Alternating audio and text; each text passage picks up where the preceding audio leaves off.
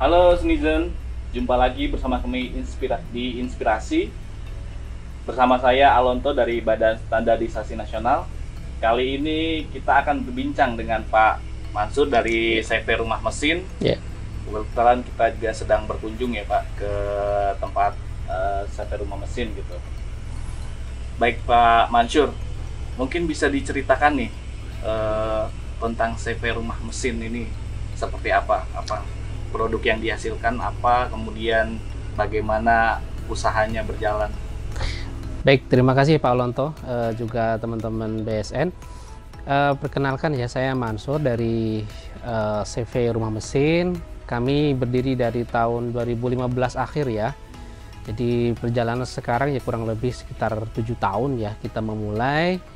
Dan bagaimana Rumah Mesin? Ya, Rumah Mesin itu adalah perusahaan yang fokus ya, kita memproduksi mesin olahan hasil pertanian, khususnya di mesin pengolahan kelapa. Namun memang tidak hanya itu, kita juga mengakomodasi untuk mesin-mesin pertanian lainnya, yaitu mesin perikanan, kemudian peternakan, olahan makanan, dan ya paling banyak di situ begitu. Itu juga kemudian yang menjadi alasan kami, karena kami fokus di mesin pengolahan kelapa. Ini kita berupaya untuk mendapatkan pengakuan standar ya, dan kita mengajukan salah satu program, ada program dan kita mengajukan untuk bisa ikut, dan kita ajukan mulai dari mesin parut kelapa ya untuk dinilai, dan alhamdulillah tahun kemarin dapat sertifikat SNI ya. SNI-nya itu kalau nggak salah SNI 8030 ya Pak? Iya. Terkait mesin pemarut multi komoditi hasil pertanian ya Pak? Betul. Ya. Selama ini kalau ketika sudah menerapkan SNI ini ada nggak sih Pak perbedaannya gitu? Banyak. Yang jelas ini kami berterima kasih ya, melalui BSN ini kita banyak mendapatkan bagaimana sebetulnya sebuah sistem manufaktur itu ditata ya, karena boleh dikatakan kami ini sebetulnya masih baru ya, dan ketika baru, bahkan saya sendiri bukan orang manufaktur gitu ya. Kemudian ada teman pendamping dari BSN datang menyampaikan, Pak ini begini bagaimana sih sistem manufaktur yang benar gitu. Dalam rangka SNI kita kan harus menyiapkan sebuah manajemen manajemen sistem manufaktur ya, sistem manajemen mutu sebelum dapat SNI.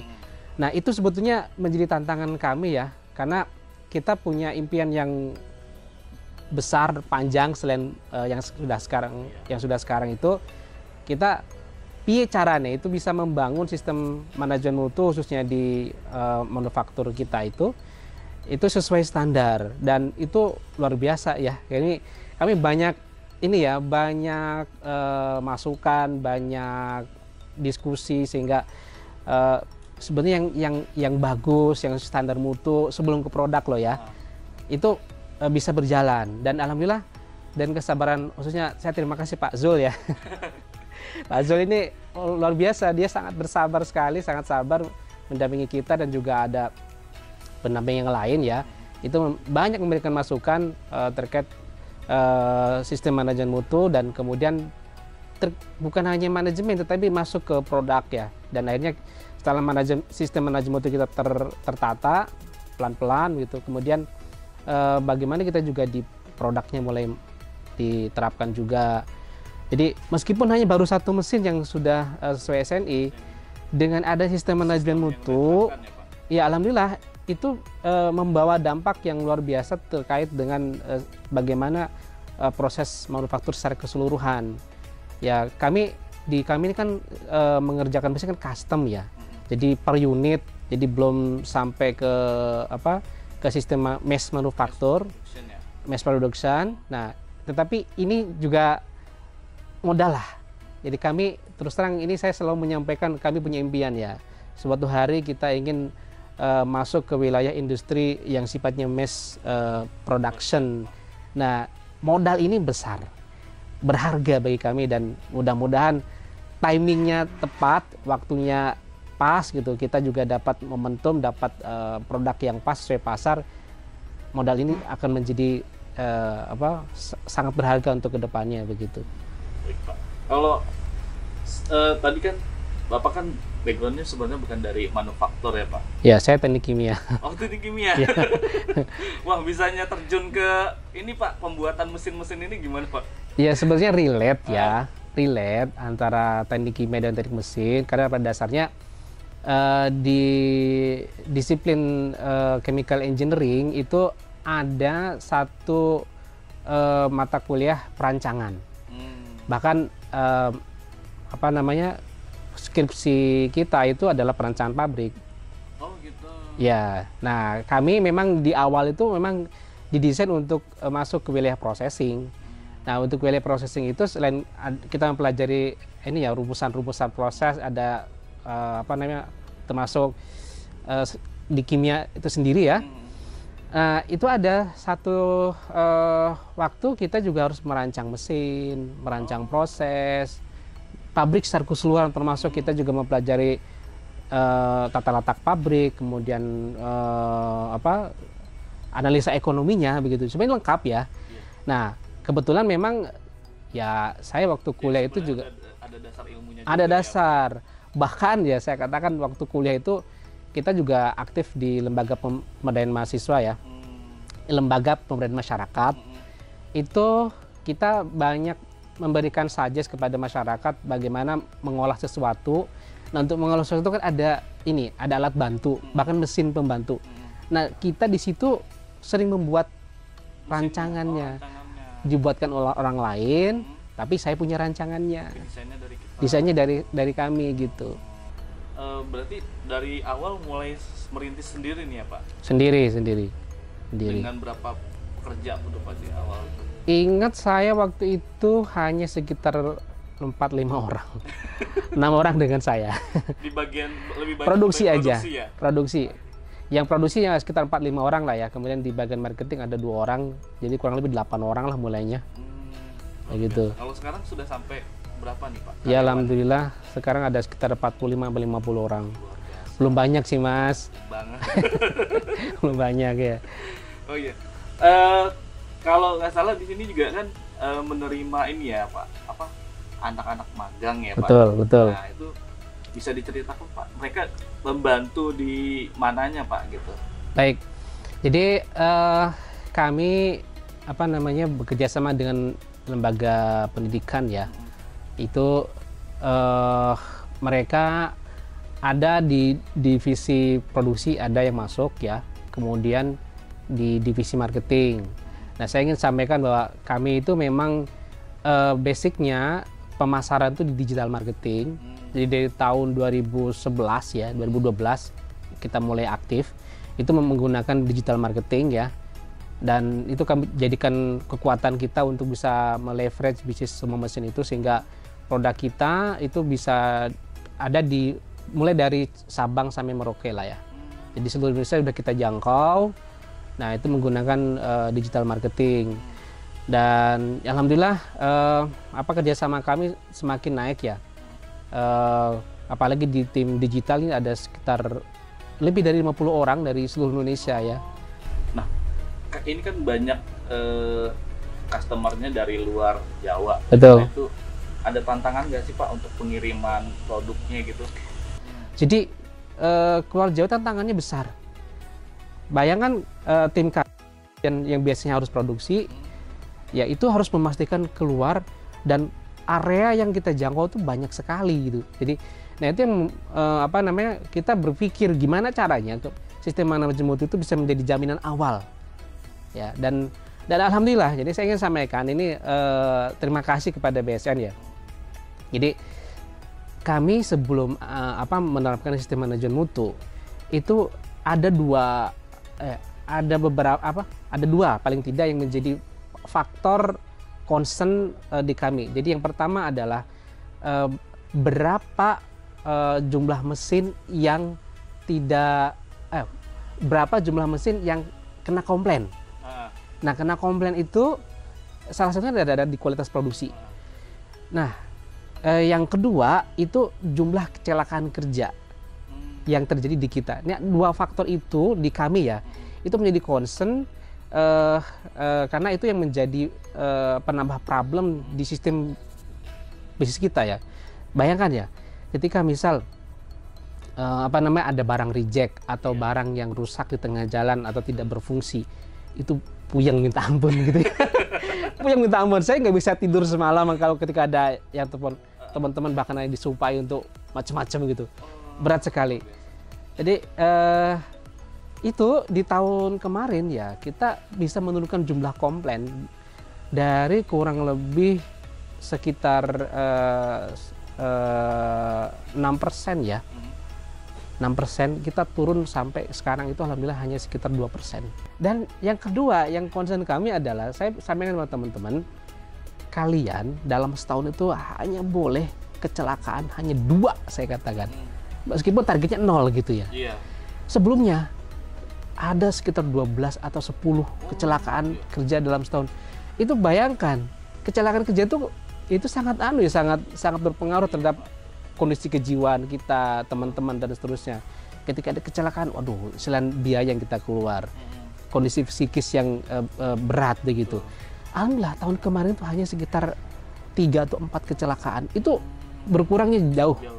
Dan ini menjadi kesadaran kita untuk menerapkan sistem manajemen mutu itu berdampak kepada 2 hal itu yang paling utama, kecelakaan kerja dan juga jumlah yang komplain begitu. Nah, kalau ini pengiriman produk sendiri nih kalau keluar, nah itu kalau misalkan ada yang beli itu ada ininya nggak Pak? Mungkin SOP. Jaminannya apa kalau ada kerusakan atau apa, dibenerinnya seperti apa, itu gimana Pak? Ada, jadi kita melakukan beberapa tahapan ya. Jadi tergantung juga mesinnya sebetulnya. Jadi ada mesin yang sederhana dioperasionalkan, ada yang memang butuh secara intensif gitu ya. Nah, kita di sini kan dengan ada sistem manajemen tuh gimana caranya mulai dari safety, kemudian tahapan misalnya ketika ada komplain dan lain itu kita udah sampaikan ya. Sudah ada prosedurnya. Jadi dari awal ketika kita kirim mesin, ini mesin itu pertama aman secara fisik ya. Kita kemas, kita kirim melalui ekspedisi yang terpercaya sampai ke lokasi, diharapkan tidak ada yang rusak gitu ya, lecet ataupun rusak begitu. Itu yang pertama. Yang kedua, kita tambahkan juga ada SOP. SOP itu ya cara penggunaan kerja, terus ada video juga. Ada video, ada penggunaan. Nah, kemudian ketika itu belum bisa dimengerti, biasanya kami sampaikan juga situ ada nomor customer service. Jadi nanti ketika ada kendala atau minta tolong diberikan cara operasional dari kami, kita ini dulu ada model video call ya, untuk menghemat. Nah, itu yang sederhana. Nah, kemudian yang complicated mesinnya yang butuh banyak assembling, biasanya kami kirim ke lokasi teman-teman. Akhir tahun biasanya itu ini juga sebenarnya masih ada pengiriman teknisi ya. Kita ajarkan baik perakitannya dan juga bagaimana prosesnya begitu ya. Baik Pak, Pak Mansur, ini kan memang penerapan SNI sangat dirasakan manfaatnya ya oleh CPR Rumah Mesin. Mungkin Bapak ingin menyampaikan juga nih, mengajak UKM lain ya atau pelaku usaha yang lain untuk menerapkan SNI. Mungkin apa nih pesan Bapak untuk para pelaku usaha yang lain? Iya, jadi begini, berdasar pengalaman kami ya, saya katakan untuk membangun sistem SNI itu atau sistem manajemen mutu itu memang tidak mudah. Butuh kerjasama atau butuh kemauan yang besar dari si owner terlebih dahulu ya. Jadi komitmen untuk membuat sebuah produk yang sesuai standar itu butuh kemauan yang kuat, karena kalau tidak muncul dari ownernya berat.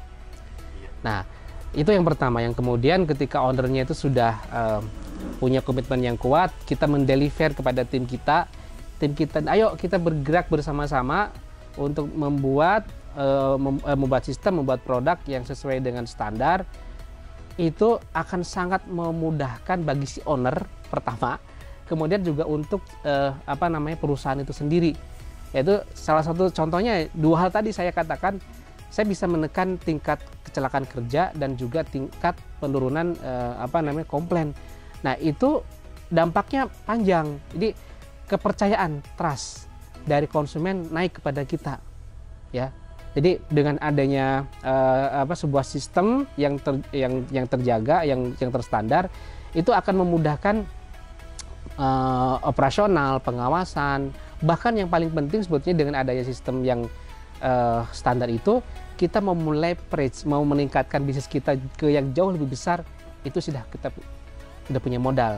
Dan itu sebetulnya ini dasarnya ya, dasar, fondasi lah ya. Betul, itu kunci. Iya. Ya kunci, apalagi ya saya di bidang manufaktur, saya katakan saya masih mimpinya masih panjang nih, masih besar. Luar biasa. Ya, saya katakan ingin masuk ke wilayah produksi mass production, dan saya katakan tadi di awal ini menjadi modal penting untuk kami.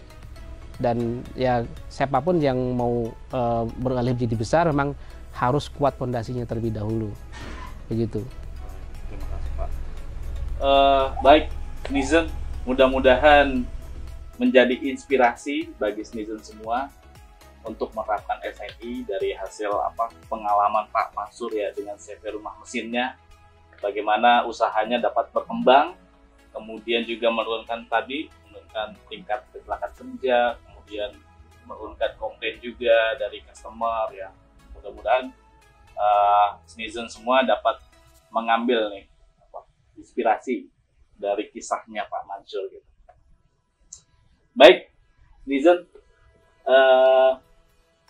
kita akhiri bincang-bincang kita saat ini. Gitu. Mudah-mudahan dapat bermanfaat. Kami tutup. Assalamualaikum warahmatullahi wabarakatuh. Waalaikumsalam warahmatullahi wabarakatuh. SNI mudah dan menguntungkan, bangga memakai SNI.